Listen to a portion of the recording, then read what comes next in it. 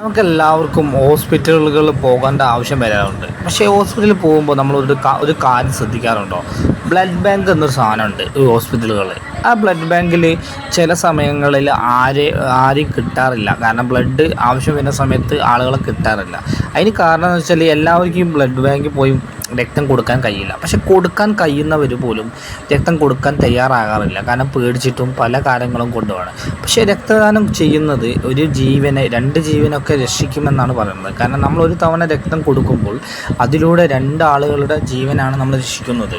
അത് നമ്മൾ ചിന്തിച്ച് കഴിഞ്ഞാൽ നമുക്ക് തോന്നും നമുക്ക് ഒരു പ്രശ്നവുമില്ല, രക്തം കൊടുത്ത് വിചാരിച്ച് നമുക്ക് പ്രത്യേകിച്ച് ഒരു കേടോ കാര്യങ്ങളോ ഒന്നുമില്ല. നമുക്ക് കുറച്ച് കാര്യങ്ങൾ എഴുതാനുണ്ട്. ആദ്യം ചെല്ലുമ്പോൾ തന്നെ അതിൽ കുറച്ച് പെർമിഷനുള്ളൂ. നമ്മൾ പേര്, വയസ്സ്, വീട്ടുപേര്, കാര്യങ്ങളൊക്കെ എഴുതി കഴിഞ്ഞാൽ കുറച്ച് പെർമിഷനുകൾ അവർ ചോദിക്കും. ഇതൊക്കെ നമുക്ക് ഉണ്ടോ എന്ന് ചോദിക്കും. ഇതൊന്നും ഇല്ലെങ്കിൽ നമുക്ക് സുന്ദരമായിട്ട് അടുത്ത ഇതിലേക്ക് പോകാം.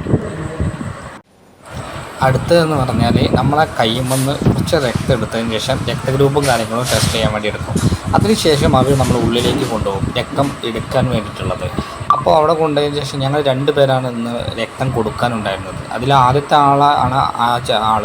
അതങ്ങനെ ആ കാക്കനെ ഇരുത്തിയതിന് ശേഷം ഇനിയും അതിലേപോലെ തന്നെ അവിടെ ഇരുത്തി അങ്ങനെ ആദ്യം കാക്കാക്ക് രക്തം എടുക്കാനുള്ളത് ഇട്ടു. പിന്നെ എനിക്കും അതേപോലെ രക്തം എടുക്കാൻ വേണ്ടി കൈമ കുത്തി അതേപോലെ അതൊക്കെ ചെയ്തു.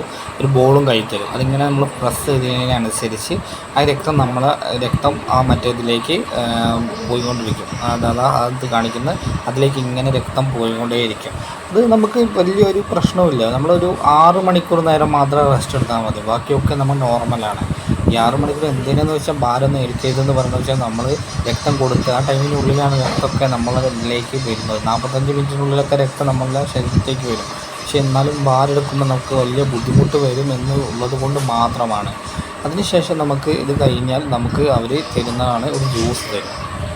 ഒരു മുന്തിരി ജ്യൂസോ കാര്യങ്ങളോ ഒന്ന് തരും. അത് കുടിച്ച് നമ്മൾ ഒരു 10 മിനിറ്റ് അവിടെ ഇരിക്കണം നമ്മൾ. കാരണം രക്തം കൊടുത്തു കഴിഞ്ഞ ഉടനെ നമ്മൾ ഒരിക്കലും പോരാൻ പാടില്ല.